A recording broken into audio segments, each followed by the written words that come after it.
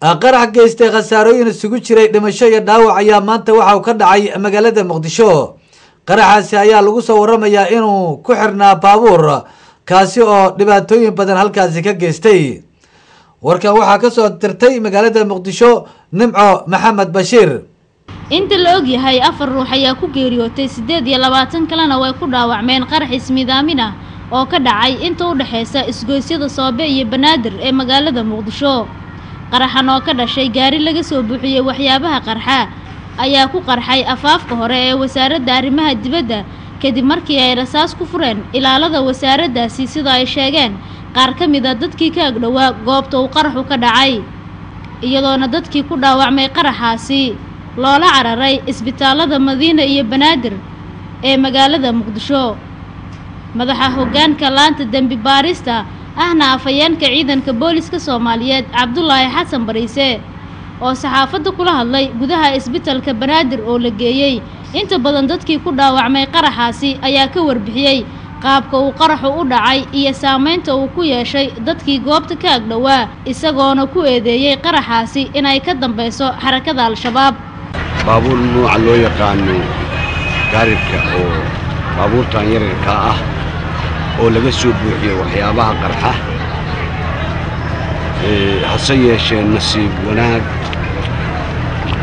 sidii ay ugu talagaleen iyo meeshii ugu talagaleen ayagoon la tigin ayna ugu wacan tahay aqoon darrada ay ummadana ku halaajinayaan ayagoon isku halaajinayaan imaanlaawayaasha nabaddiidka ayaa wuxuu ku qarxaday meesha aad arkaysa wasaaradda arrimaha dibadda horteeda.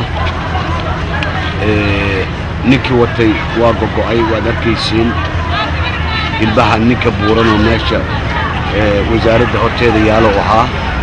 baabuurka waa baaba'ay jaqafyadiisa waa arkaysiin. waxaa goobtaas ku dhintay 2 marxuun oo nasiib wanaag aanan weli helin laakiin aan hadda ku raad joogno bal inaan helno meydka magacyadiisii oo Soomaaliyeed oo baabuur Roomiya saaraa. dhaawaca hadda waa u jeedin isbitaal Banaadir oo hadda joogno ayaad ku aragtiin inta dhaawac yaala oo cagacagaynaayo 28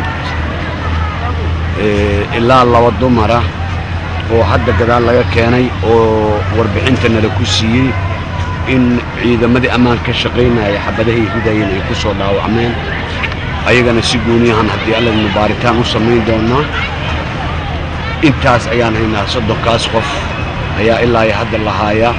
waa dhici kartaa dadku markuu saso qaarkood xataa in meelo kale lala aaday. hadda socodkaan aan soconno haddii Allah uu dalo ogolaado isbitaalada oo dhan aan tagi doonaa. wixii xaafad la geeyna waa arki doonaa. intaasaa dhacday.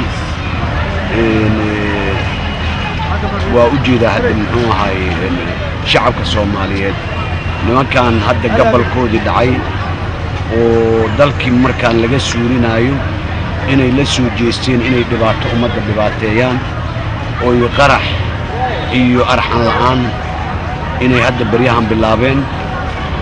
waxaan codsanaynaa marka in shacabka Soomaaliyeed iyo ciidamada amnigu iskaashadaan leeska warhaayo meeshii lagu arko muxuu ahay waxyaabaha ay maleegayaan in laga war helo loona soo gudbiyo ciidamada wada shaqayntii. baryahan ba hadda wanaag shaqadii aan bilowna waa ogtihiin in badanna waa fashilinay waxna waa qarxino dhibaatay geystay.